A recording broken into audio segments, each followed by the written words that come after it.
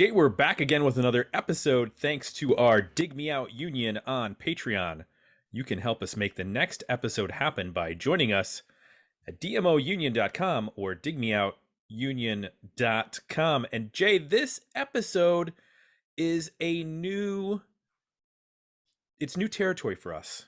This is we're going in a different direction here, but we're also doing something familiar, which is we're talking to our friend Chip. Hi, Chip. Hey, how's it going? Good. Good. And long ago, at the very start of this podcast, the very first interview ever done was done by Chip. Chip, do you remember what that interview was?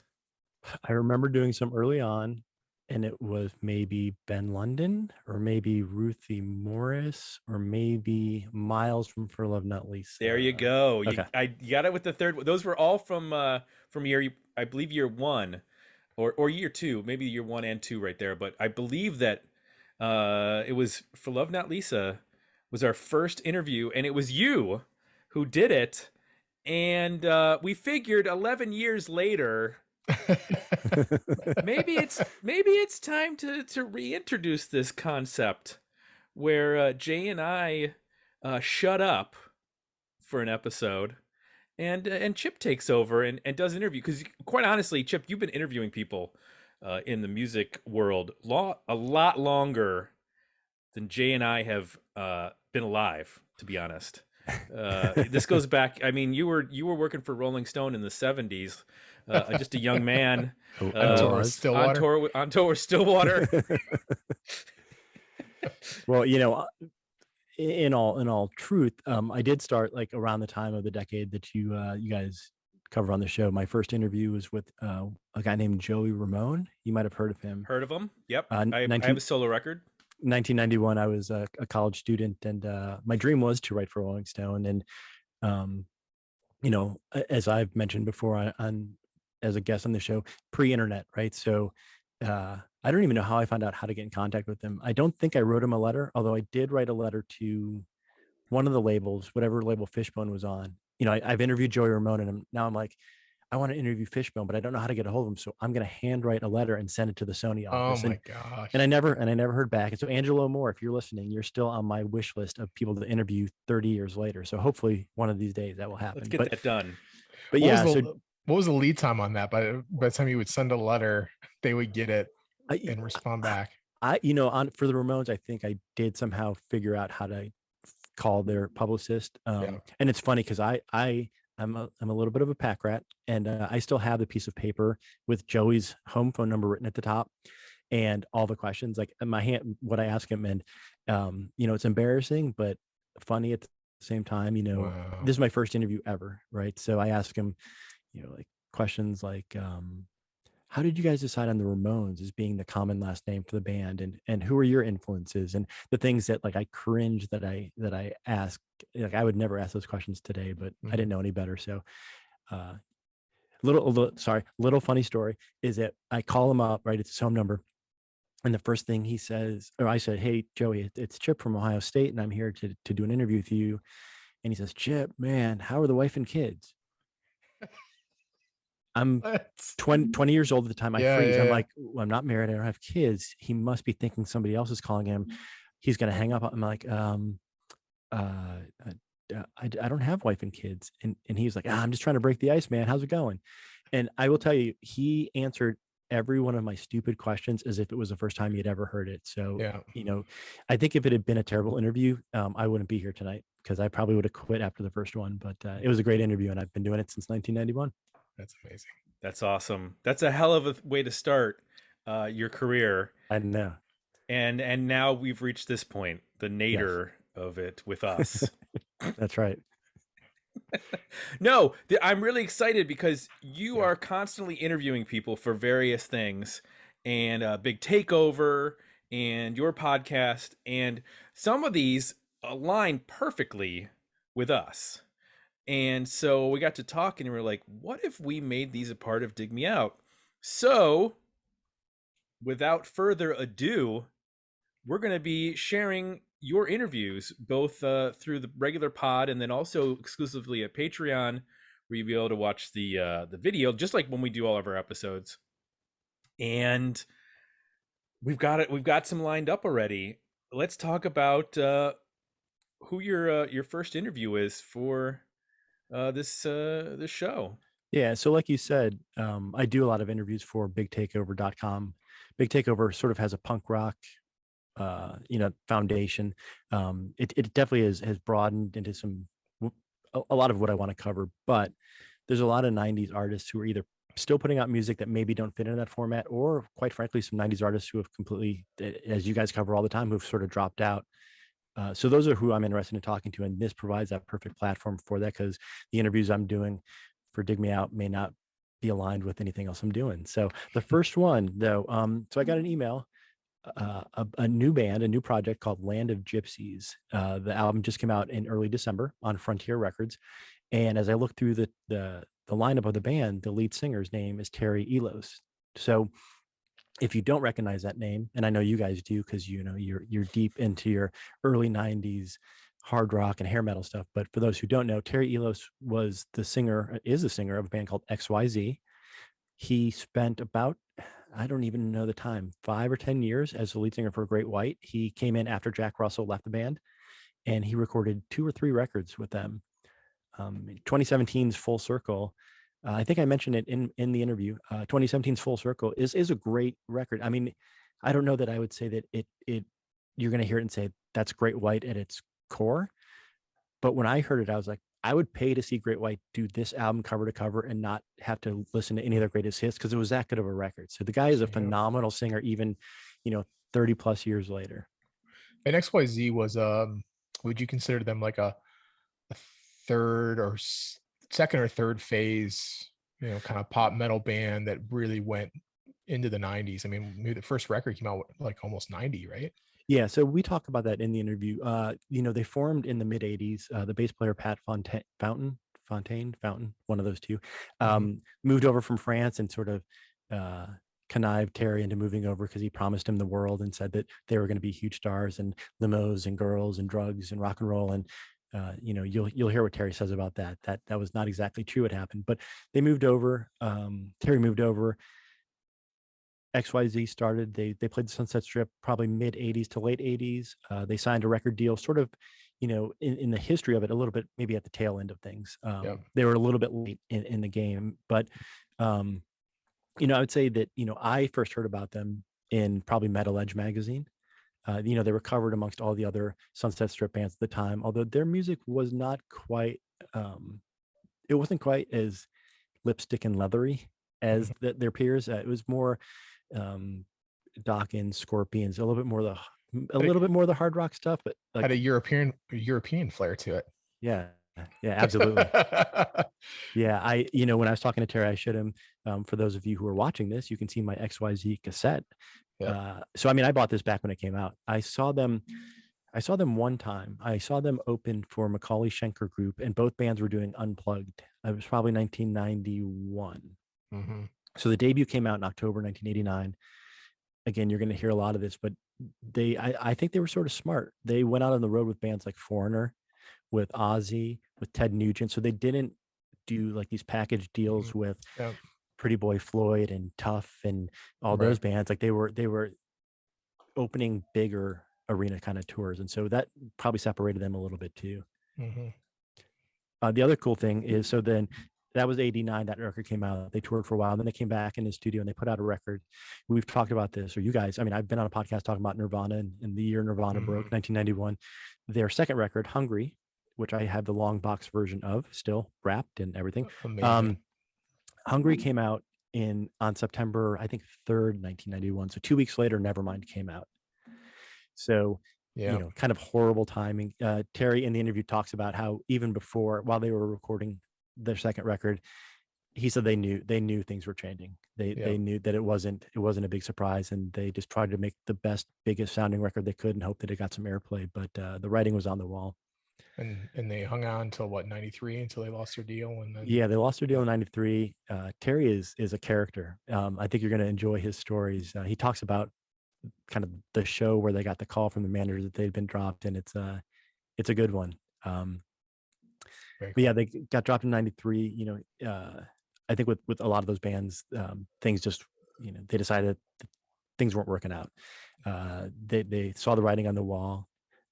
Terry talks about how he got out of music for a number of years. He got into a bunch of different side projects, a few not music related at all. He said he was sort of burned out. Again, the stories he tells, I feel like there should be like a Netflix series, like a made for TV drama. He managed a bar that had mafia ties. It's crazy. Yeah. It's a crazy story. But yeah, then somewhere along the lines, he got the bug again, and sort of brought XYZ back. I think it's maybe just him and Pat are the two players that are still in XYZ. I think they probably have a couple of different guys who fill in. They don't go out on headlining tours. They don't hop on a van, go coast to coast, but they do things like the Monsters of Rock cruise. They do the M3 festival. In fact, they'll be doing both of those in 2022. Yep. They do one-offs here and there. So it's an active band, but not a very active band. I'm fascinated by the stories of that could almost be like a documentary on its own, where it's like what is it, meteoric rise, then dropped, and then like, yeah, some of these people in these bands, like, you just go back to working a job. That has to be humbling, and also, but then to come back again, because you think of like probably pick up, maybe more family life, have some kids, like get used to a paycheck, to then let that go again and go, I mean, essentially get back in a van or in some sort and tour and like be a full-time musician again. That's quite a journey. So I'm glad we're getting these stories. He's doing a lot now musically. He's got, like I said, the Land of Gypsies album just came out. He's put out a couple of solo records, and I don't think these are big, huge money makers. I don't think he expects to retire off these, but and I tell him in the interview, the fact that he's still singing and his voice sounds so good. I mean, he sang on some XYZ demos that kind of sort of got him the gig. He said it was like 1984, 85. So I'm not good with math. What is that? 34-ish, 35 years. And the guy's voice is phenomenal, even today. So take advantage of it as long as he's got it, I suppose. Yeah. No doubt. Well, I think that's a great lead in. I hope everybody enjoys this interview and look forward to more of them to come from Chip. Thanks, Chip. Yep. Thank you. XYZ started before you, right? Pat started XYZ in the 80s, early 80s, and then you joined in the mid 80s. Is that an accurate? It's correct. XYZ started. You want to start now? You're right. Sure. Yeah. XYZ started in France. He started in France without me. What happened is Pat hired me to sing. He paid me a lot of money for a demo. Well, a lot of money. He paid me well to do a demo. He needed a singer because there was no really rock singer in Lyon, France. So he paid me, and the demo was sounded really good. He made a CD out of it, an album out of it, which I had no. I'm trying glasses. I had no. Yeah, these ones are better. I didn't know what would happen with the song, so I changed the melodies. I did a bunch of things, and he said, "Well, this is it. It's called XYZ." I'm like, "Okay, whatever." So he shopped it around, and he didn't get any bites in the French market, but he got some bites in the US market. Apparently, people were liked it because it sounded very Scorpion. It sounded very much like Scorpions at the time. So he lied to me, and he said, "When I would come to the United States, I have a record company that's interested in XYZ." I said, "Really?" He said, "Yeah, everything is set up. We're going to get signed. We have this, we have that." I think I'm going to sneeze, so I apologize for that. He says, "We have a label that's very interested." I'm sorry about that. Very interested in XYZ. We have the limousines waiting for us. We have the women waiting for us. And I'm like, well, that's better than what I have here. And I was not too crazy about coming to Los Angeles. I was actually aiming to go to London. I wanted to start my career in London, but I didn't know anybody in Los Angeles, in London, just one guy in Los Angeles, Pat. So I packed my bag. I had an old Gibson guitar, and that I still have. I really like that guitar. And I had $500 in my pocket. And I thought it was a lot of money. I was like, oh my God, I got so much money. I get $500. Anyway, and I was 21 or 21. So I was all excited. And I came to Los Angeles. I arrived at the airport. I looked around, and he picked me up in an old Chevy Nova, all beat up. The windows didn't go up. I'm like, wait a minute, And I said, where are the girls? Where's the limousine? He said, there's none. And I said, really? So he took me to a hotel in Long Beach. We had to share a hotel with the rest of the guys in one room. And Long Beach is not what you can call Beverly Hills, like especially in the 80s, which was pretty much ghetto. So I was really upset about that. And I said, wait a minute, you lied to me. He said, yeah, but if I would have told you the truth, you would have probably never showed up, which is true. Yes. So after a couple of weeks, my money ran out, and I had $125 in my pocket. And so I quit the band. There was no record deal. There was nothing. It was just a lie. I quit. I went to Santa Monica because I figured Santa Monica has the beach. So worst come to worst, I can sleep. I can sleep outside, And I said, all right. And I knew one person in the United States. Actually, I knew of one person in the United States. So I called that person. After being able to reach that person, I talked to this gentleman who knew my family. I've never met him, actually. And he was from Austria. He was an old German, Austrian person, and he used to go to Auschwitz when he was a kid. He was sent to Auschwitz in a camp, but he escaped just because the Russian actually liberated the camp just before he was sent to him and his family was sent to the chamber. So he was very kind. He was named Henry Lichtenstein, and he was very kind. And he said to me, when I came to the United States, somebody gave me a chance. Most of my family died in the Holocaust, but America is the land of opportunity. It's the most amazing country in the world. And you seem like a good kid. I want you to have a good life. So he gave me an opportunity to stay with him. I had no job, didn't speak English really.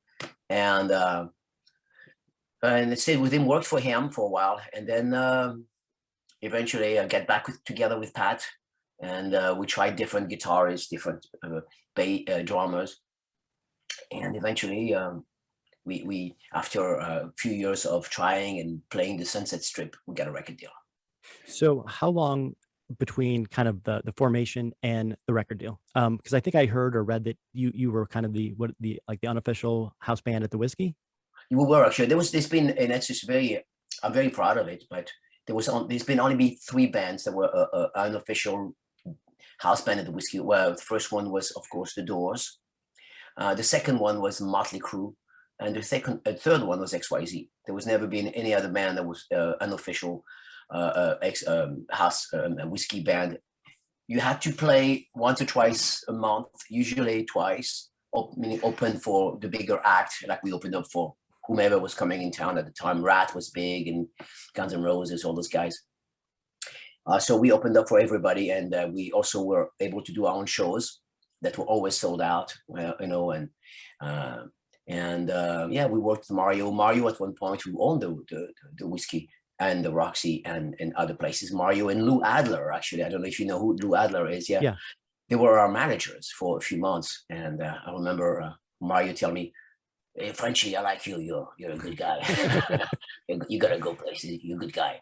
And he was really nice. Mario was great. We used to, on the Sunset Strip, pass out the flyers. Back in the days, it's wild. I mean, these were wild times that really, I don't think you will ever see anything like it again. But Nashville is a little bit like that. I just came back from doing a show in Nashville. Nashville is a bit like that, without people passing out flyers and giving flyers, but it's the same thing, clubs everywhere.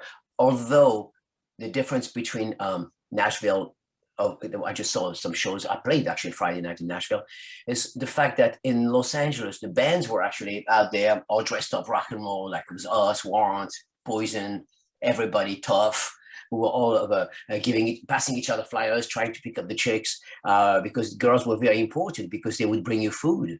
The groupies, what we call them, which actually I don't like that word, but those ladies were kind because they used to bring us food, and do other things as well. But really, the food was the most important thing.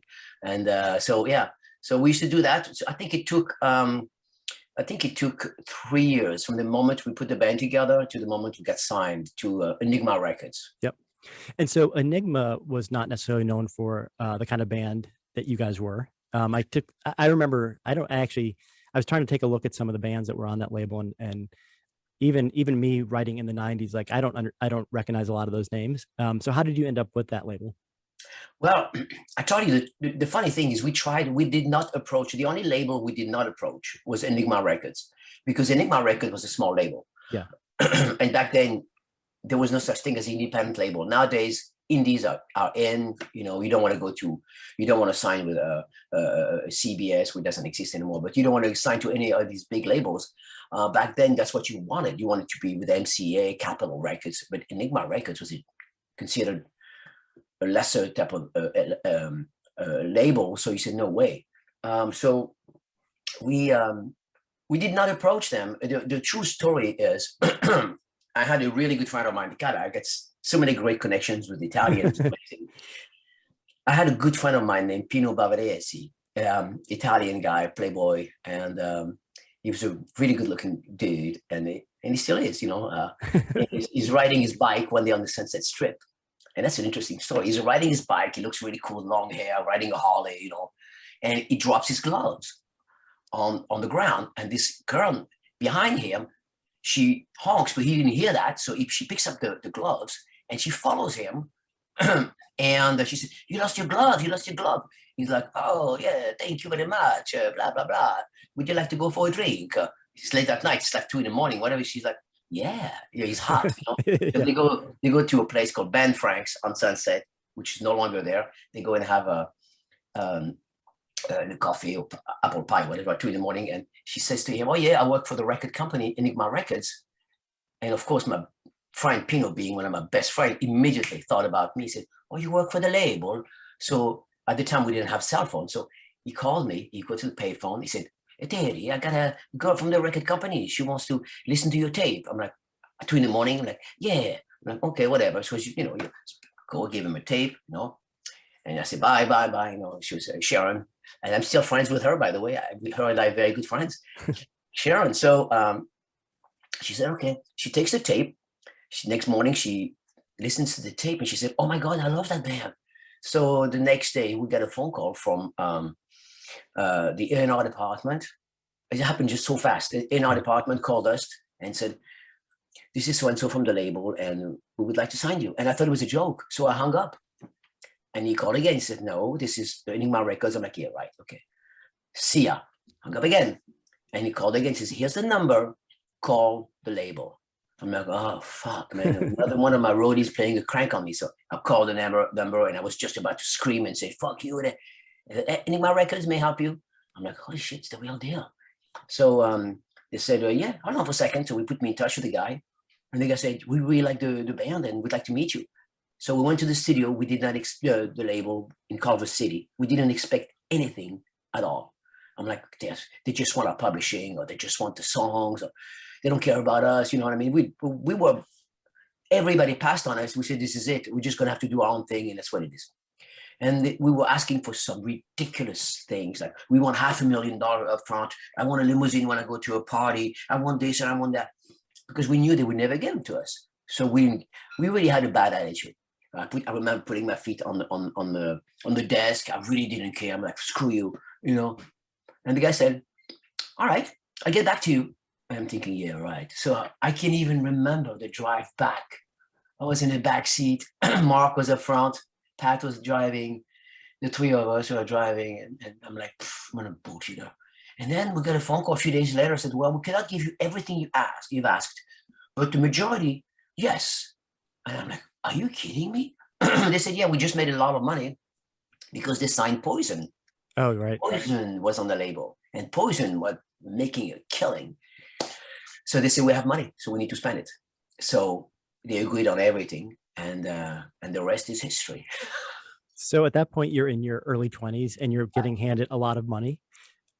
Were you like a typical early 20-something who goes out and buys a car and buys all kinds of stuff, or did you store some of it away, or what happened with all that money? Well, yes and no. At first, yes, I was a moron. like a lot of kids who you know, you give me $500,000 and another $500,000, and we had a huge publishing deal, $500,000 publishing deal with another company. So we had money left and right. And it's the 90s, so you have to realize $500,000 and in the 90s, late 80s actually, it's a lot of money. It's like triple nowadays. So I'm like, okay, and we're all living together, so we're not spending any money. So yeah, I did some stupid things, but quickly I realized that money would not necessarily stay. So I decided to save money. And when we were on the road, Pat and I, everybody else would stay at a nice hotel and everything, you know, we would stay in the bus. We would say, no, we're staying in the bus because we have a tour bus. We're sleeping in the bus, and the money you're giving us to pay for the room, we want that money in our pocket. So that's what we did. We saved the money, and then we slept in the bus, and we're taking showers at the venues. That's what we did. We were pretty smart, you know. All the other bands were staying at the Marriott and the Hyatt, and we didn't. We stayed at crappy motels, and that's the way we survived. Because when the 90s happened and all the bands got dropped, all of a sudden you needed to survive, and a lot of bands were completely in disarray, which we were also, but not as much as some. Yeah. So I know Don Dokken produced it. Was that something that you guys were looking for? Did you approach him? Was it something the label said, hey, we got, you know, if we put Don Dokken's name on it, it's going to help? Or like, how did that relationship come about? Well, actually, Don Dokken was not my first choice. My first choice was Paul Stanley. We met with Paul. We had a great feeling with Paul. And fortunately, Paul had to go on tour for a long time, so he said, I'm sorry, guys, you know, it's not going to happen. But I've always had so much admiration for Paul. Which I have admiration for Don as well. Don't get me wrong. I think Don is fantastic. So record company had a relationship with Don Dokken because he's worked with different bands. At the time he was working with Great White. He's worked with a lot of things. So they said, you know, this new band is from Europe, and Don was working with a lot of European bands. He was working with the Scorpions and things. So we met with him, and we liked each other, and we started working together. I mean, it was a great time with Don. Don is a very talented songwriter, and he was, at the time, he was on top of his game, and his voice was fantastic, and he was really a great artist, you know, really good artist. So the album comes out in October of 1989. Yeah. You guys hit the road right after that? I mean, before the album came out, we were already on the road. We were doing things left and right. And then around late October, early November, we got a tour with Ted Nugent. We toured with him for about a month and a half. He showed us the ropes. And then we got another tour. We did some dates with Dio. We did some dates with Ozzy. We did a lot of dates left and right. Foreigner, Alice Cooper. We were on the road non-stop. I mean, that's the way you basically promote your band. But we had an amazing tour manager. His name is Larry Moran. And Larry really took my career to a different level, because Larry, who actually, I don't know if you know who Larry is, but Larry owns the company called Monsters of Rock. Okay. You know, that's, sure. He's the part owner of that company. So Larry's a very bright man, and he used to be funny, because at the time nobody had the internet fast and everything. So we used to go at 5 a.m. to, for example, at the radio station, the morning show, when you know, the DJ just got there and he knocks at the door, like, hey, I got the band here, and DJs were like, what do you mean you got the band here? Yeah, we have an interview with the band. You don't you remember that? And the guy was like, I don't see anything on my paperwork, you know. I said, well, they're here. The tour bus is outside. They're supposed to come and do an interview with you at 6 a.m. for the morning show. So I'm like, the morning drive. So the guy was like, oh, okay, well, bring the band in. Of course, we were not invited. Sure. We had no idea who we were. And what's the song? Inside Out, playing the song Inside Out. And they were playing the song, and the fans were like, oh, that's really cool. I like it. And then we did that almost every morning. Every time we went to a different market, we were doing that, you know. And Larry took our career from this level to that level, because he was a genius as promotion. Nobody's ever done that. I mean, he would park the tour bus right in front of the station, and he crank up the bus, the bus with the loud sound and everything. So, God, okay, let them in, you know. And nowadays you can't do that. But back then, it's what he did. Yeah. So brilliant man. So you're on the road quite a bit, end of 89 and into 90. You're touring with a lot of bands. So you were a Sunset Strip band that you were appearing in all the magazines I was reading, the Metal Edge and all what is today called hair metal. But you were really not touring with necessarily your peers. You were touring with more established, bigger artists. Yeah, we were touring. We never toured with other peers. We mostly toured with much bigger bands. And of course, we were much smaller band than those guys, but we learned a lot from them. And we were able also to establish great connections with some of these artists like Foreigner and things. And, you make a choice. We had a great a touring agency called Monterey Peninsula. And our agent was really good and give us the opportunity he says, you want to tour with the other bands, like, I don't know, Warrant or whatever, which is great, by the way. Or you want to tour with a Foreigner and Nugent and Alice Cooper. What do you want? I'm like, I would take Alice Cooper. Yeah. So it was less money for sure, because we would have made way more money touring with a Warrant, because we've known those guys for a long time and we had a great relationship, and money would have been easier to deal with. Foreigner didn't give us crap, but the exposure was, and we were exposed to a different market. We were exposed to a softer market. Foreigner is a softer market. Now Ranger, we did Chip Trick. It was not exactly heavy metal, but it was perfect to do that. It was a good idea to do that. Yeah. So I realize this is 30 years ago, so you may not remember every single date, but do you remember when the tour ended and when you started thinking about going into the studio and writing and recording Hungry?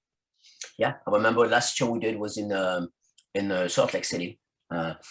Last night of the tour. I was at the sound check in the afternoon, actually.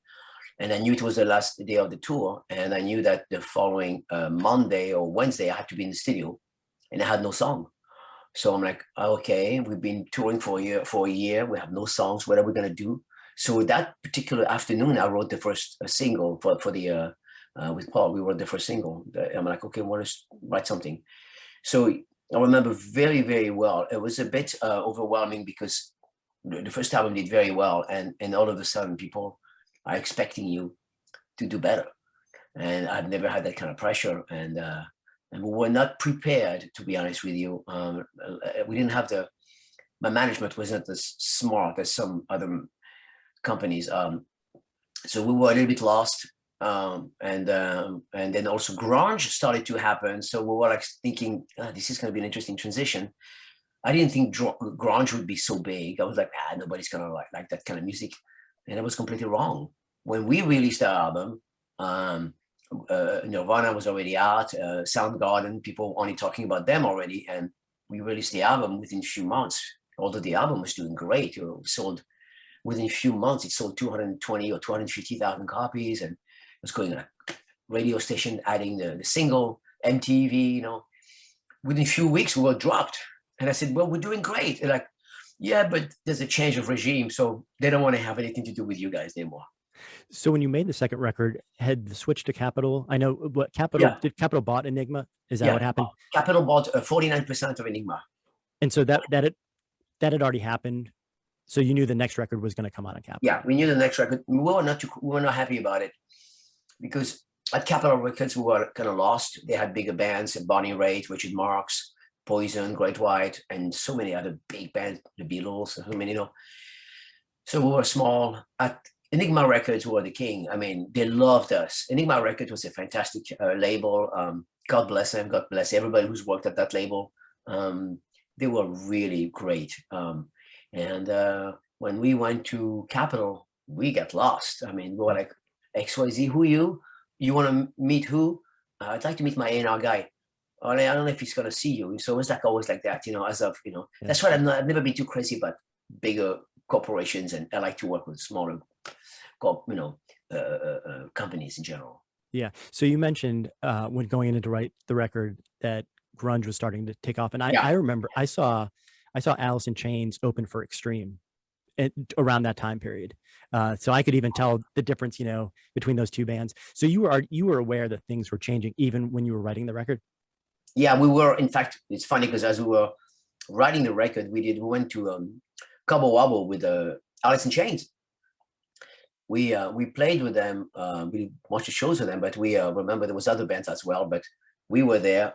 KNSC, the radio stations were throwing a big parties, and we had a #1 song in KNSC at the time, which was amazing because in 1990, #1 song of the KNSC was Inside Out. Was not #2 was Guns N' Roses. #3 was Metallica, or vice versa.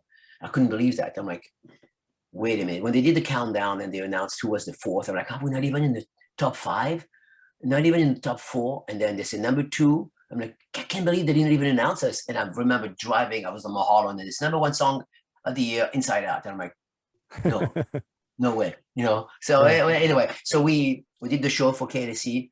They flew us to Cabo Wabo for a week. We had so much fun, and we played with Alice in Chains. I didn't think much of them, and not to be disrespectful, but I was like, well, it's not really my thing, And they were not really good players.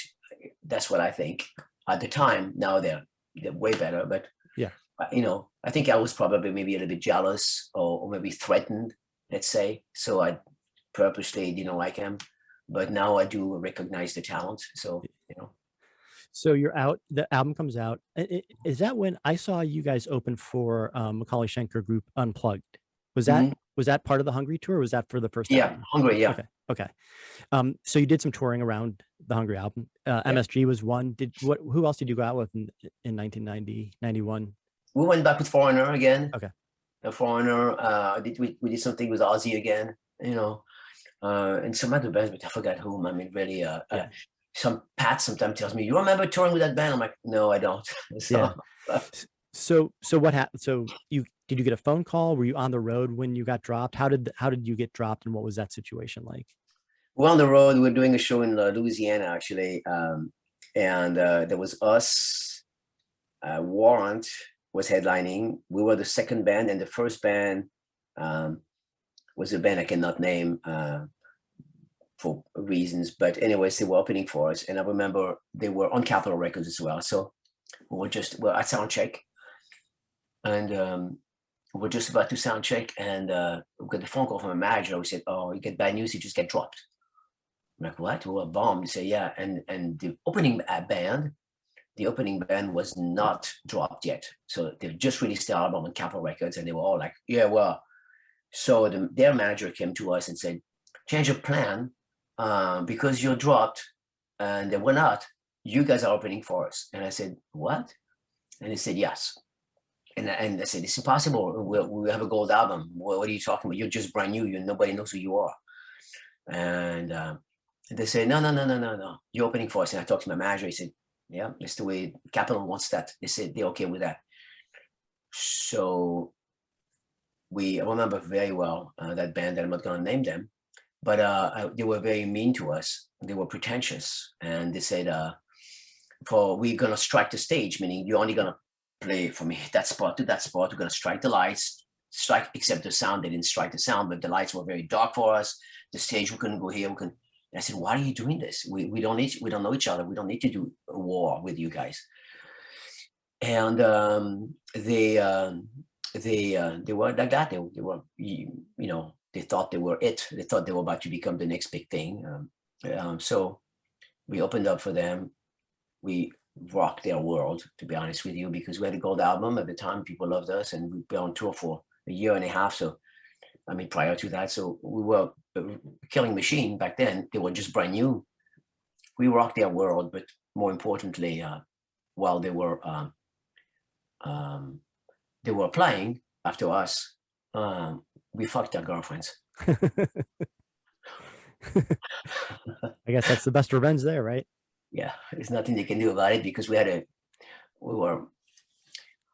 a bodyguard with us all the time. He was 6'7", a giant guy from Louisiana, African American guy, was giant, and he was always carrying a gun with him, and everything was like, we had bad people around us all the time. And yeah, I mean, I didn't do that. Somebody else in my band did, Pat and Mark. I had nothing to do with that, but they did, and they said bye. They never knew until we told them later on. They said, "Oh, by the way." So was that the last show of the tour, or did you guys leave the tour? Or the last show of the tour? Okay. But we had money, and promoters wanted to see us, and so we were still getting paid to tour. So that was another 6 or 7 months of touring. And after that, nobody was interested in us because people wanted Alice in Chains. That Sure. type of, yeah. So that brings you into 1992. Is that right? 1993. Okay. Was there an official band meeting where you decided that it might be best to take some time off or break up, or what happened? Like what happened in 93? You know, you get dropped from the label and what happens? You try to find another deal? Yeah, we did. We had another potential deal. In fact, we were working with Dennis Strom at the time, who was with the Slaughter. Dana thought that we could probably go with RCA, was interested in us. So we were doing a demo, and we were doing demos after demos, and people, you know, we had to reprove ourselves, you know, and everything. So, and then, and finally, after being rejected by a bunch of labels, we decided to call it. It was about 94 and a half. We decided to call it. And then in 95, you put out a live record. Was that kind of the putting the bow on the band and saying, here's a final thing to our fans? Yeah, that's exactly what in fact, the album says, thank you, good night. Thank you for the support, years of support, you know, we're bowing and thank you. That was it for me. That was it. I was moving on to a completely different career. I was no longer in the music business. Yeah. How was that? How was that change? There's a big it's very difficult because you find you're young still, you're able to succeed, and you look at your career and you think, well, I'm still young, I still got it, you know, and you're like a boxer. Maybe I lost that last fight, but I still got it, and nobody wants to give you a chance. So it was a very difficult time. It's a very depressing time. I was extremely depressed. I was very, very depressed, like you can imagine. We all went in different directions. We didn't speak to each other. We're all in disarray. Everybody's trying to do something, but nobody was able to. We all, you know, and I find myself looking for a job for the first time, and I'm like, oh my God, you know, which is nothing wrong with working, of course, but it's not degrading, but just, you know, when you go to MTV parties and all these big parties and you're, you know, the Grammys and everything, and then all of a sudden you work, in reality hits you really hard. But life, I think in life you have to be able to ride that wave, and you find yourself sometimes on top of the mountain, but sometimes you find yourself at the bottom of the ocean. And I always say what makes you who you are, the man that you are, is how you react when you go when you are at the bottom of the ocean. Anybody can be cool when they're on top of the mountain, right? When you're a rock star, but when you are at the ocean and you're swimming with the sharks, and you're like, well, what do I do now? And it builds character, I'll tell you that. Yeah.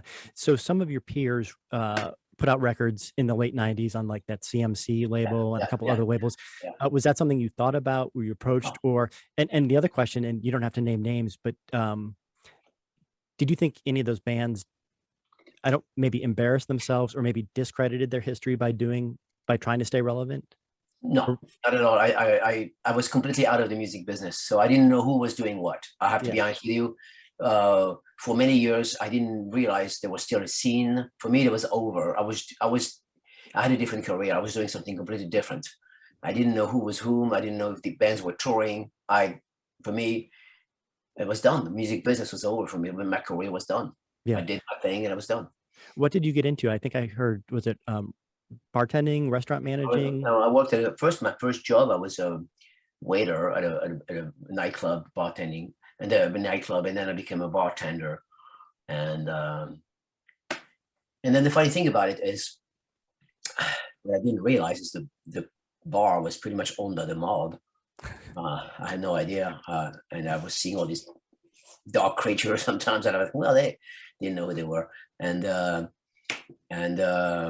eventually I started managing the bar, climbing up, and I was thinking about buying the bar, and not realizing the mob was actually involved. It was a special kind of thing, and not to get too much into it, but I was dealing with some well-known mobsters without even realizing that. But I got scared because I realized that once you're in, which I was already in without knowing it, I couldn't get out of it. I got out of it because once somebody in my family was a well-known, somebody in my family was a well-known person. very well-known person in the dark world, and he get me out of it. He just basically made a phone call, and those guys said, sure, Jerry's a great guy, let him be. And that was it. I literally walked away the next day once I got the phone call saying, when they said, yeah, you don't have to buy the bar, you don't have to do anything. Those people were very kind to me, and they said, we know who your uncle is, and he was a powerful man. I was a godfather as well. So they said, you know who your uncle is, and you're good, you're a good kid. I was like, oh, thank you. So the 90s come to an end. You're off doing the restaurant and bars thing. Yeah. Did you kind of stumble back into music? Was it something that like you didn't even know it was coming and here it comes, or did you actively try to get back into? I was not into music at all. What happened is I met a good friend of mine who was doing just as I was leaving the bar, he came to me and said, oh, you should be able to use your voice. God gave you a gift, and I'm a very spiritual person. He says, God gave you a gift, and it's a shame that you're not using it. And and I was like, so I thought about it, and I said, what can I do? So I said, you should do voiceover. I'm like, voiceover? What's that voiceover? What's voiceover? He said, singing, animations. So I recorded myself a little crappy demo with a little cassette player, making stupid sound, imitating Mickey Mouse or whatever. It was horrible. I mean, seriously. And I was singing, thinking it was cool. And I sent that to the biggest casting agent in the US at the time, Barbara Wright. And she was it. She was the biggest one. And somehow my tape ended up on her desk. And I bullshit my way, as usual, to get to talk to her. So I talked to her, and and she said, who are you? I said, well, I guess. She said, oh, yes. She said, how did you pass my assistant? I said, well, I pretend I was somebody else. And she said, really? I said, yeah, I pretend I was an agent. He's like, wow. So, okay, well, listen to your tape. He said, what do you think? She said, it's the worst demo I've ever heard in my life. I'm like, really? She said, yes, you're very, you have no chance, and good luck to you, and please don't call back. Okay. So I was like, okay. So I didn't think much. But 6 months later, I get a phone call from her assistant, because my demo was in different languages. I speak different languages. Yeah. So I sang in Italian, I sang in Spanish, I sang in French and English, of course. And when the demo I sent her was in different languages. And she called me, she said, we have a little problem. We're doing a movie, and the person that was supposed to come and do the demo, the recording, it's not gonna happen. I don't know why. They could have got somebody else. I guess it didn't. So they said, you have to go, would you be interested in trying out for this particular thing? She didn't give me any details. I'm like, sure. So I went there. Mark Motherbone was the producer. He said, hey, Terry, how are you? Because I knew him from Enigma Records. He was on Enigma. He said, hey, how are you doing? He said, so what do I got to do? He said, just sign these papers right here. So I signed. I'm like, okay. So welcome to SAG. I'm like, SAG? I'm like, are you kidding me? I had no idea who it was. And there was a bunch of executives in the room, and they were all freaking out. I'm like, what's going on? And they made me sing a song. I did it in like 45 minutes, not even. And they said, great, you're hired. I'm like, hired for what? They said, well, it's a big cartoon called The Rugrats in Paris. And I'm like, okay. So I sang the song, and then I bullshit my way to do, I said, well, I get more time, I can do other songs. And they said, no. Mark was very kind. He said, yeah, give him a chance. So I sang other songs. So I said, if you don't like him, you can keep him for free. It's free time. Mark said, yeah, we'll get 3 hours. So I sang other songs. They loved them. He said, well, keep her.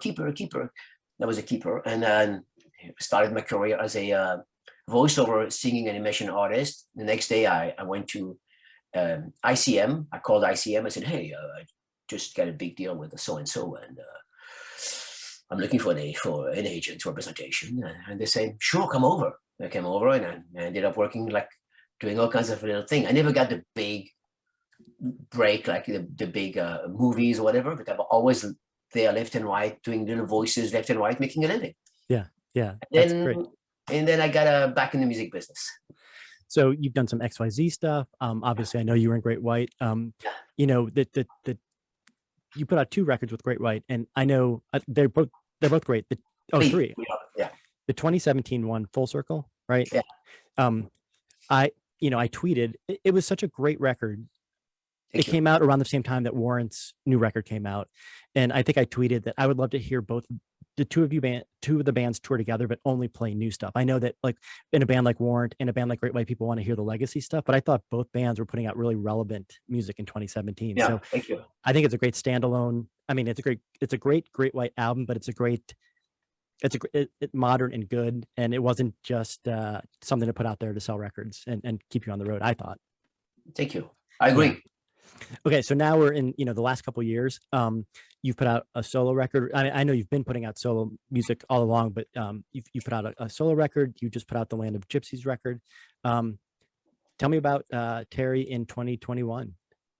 Well, I've just released an album on Frontiers Records, Land of Gypsies, which actually is doing very well. I'm quite surprised. I have to be honest with you. I'm getting a lot of great feedback because it's a little bit different from what usually Frontiers puts out.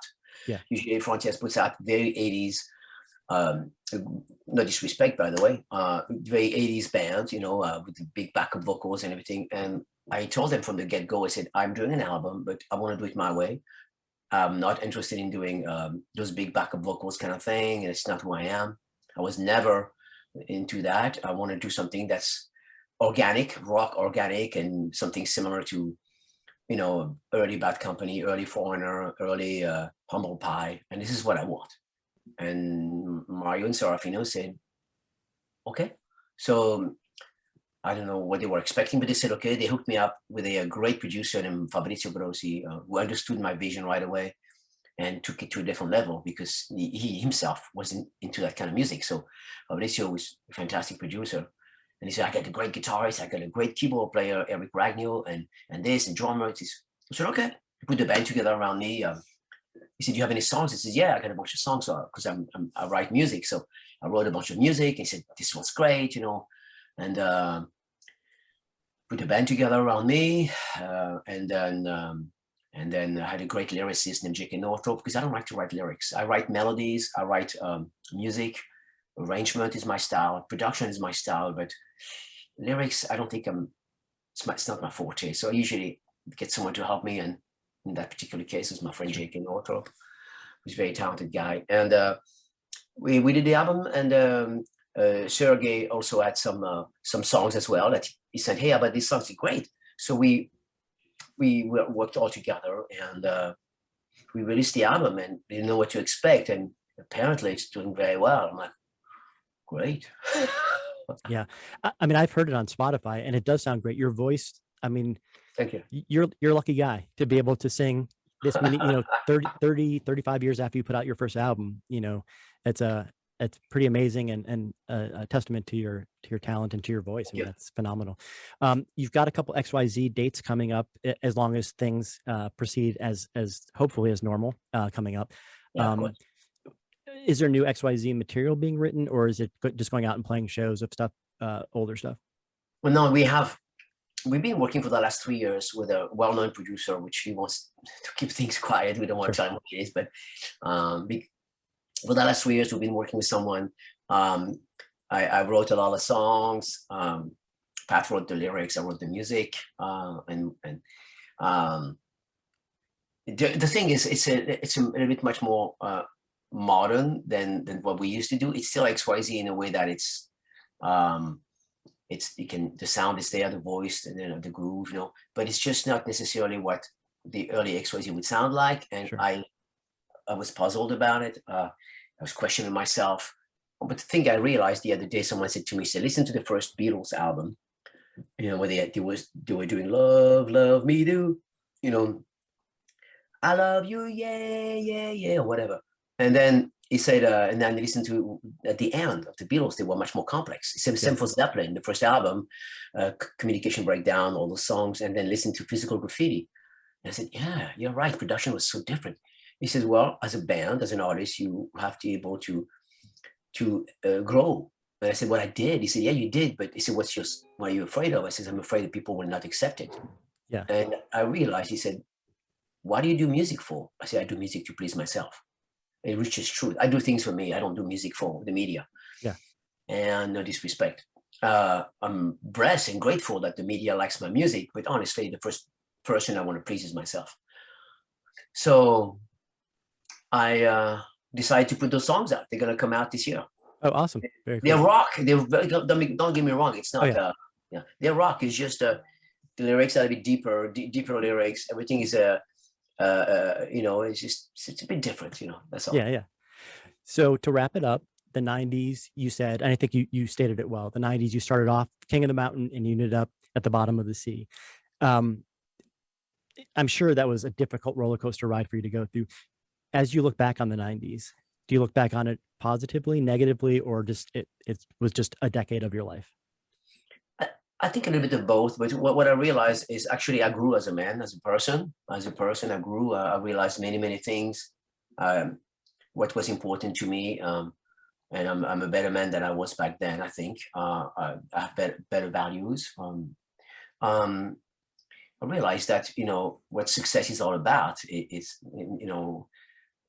I've always when you're 20 years old, you think success is driving a Ferrari, all that stuff, and what I realized is success is not necessarily what you have accomplished. Is success is somehow being able to inspire people to do better. And I think I've inspired some people, and I take it. That's what I've heard. And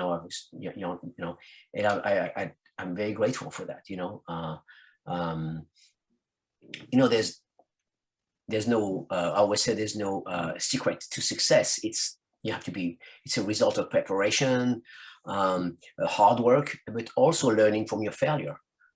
That's what success is all about. You learn from falling down. You learn. You're like, okay, I got to stand up again. And looking back on the 90s, it was a very difficult time of my life because I went down like a rock. But I wouldn't be the man I am today if I would have continued growing in the same path I was in the 80s. I don't think so. I think I like the man I was in the 80s, but the 90s taught me a lot. Taught me to be more humble, taught me to be humility and different values. And the reason I'm a good father nowadays is because of the 90s being humble, So you have to stay humble. Success is what is success? I don't know what success is. We all have our definition of success, but for me, success is being able to be a good person and inspire people, and it's not just the money, So right. Well, that's a great way to look at it. Great way to reflect back on those days. Yeah. So I think that's all I've got for you in terms of questions for the podcast. I appreciate it. Yeah, thank you.